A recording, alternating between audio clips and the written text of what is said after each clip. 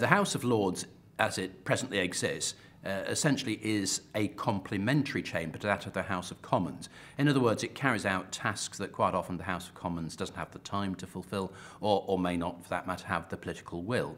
So essentially it seeks to carry out tasks that add to the political process, that add value by, for example, scrutinising legislation, making sure the detail is appropriate, by scrutinising government and public policy, and by debating issues, especially issues that may fall outside the context of party conflict, that matter to some people in the country that otherwise might not get discussed. The usual role of a second chamber is to revise laws and to scrutinise them in some detail, and also to some extent to hold the government to account.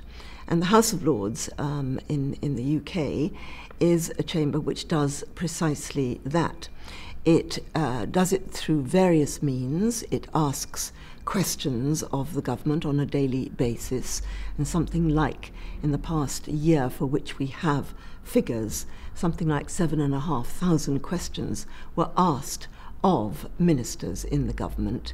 We have debates in the House of Lords which are on topics of general interest.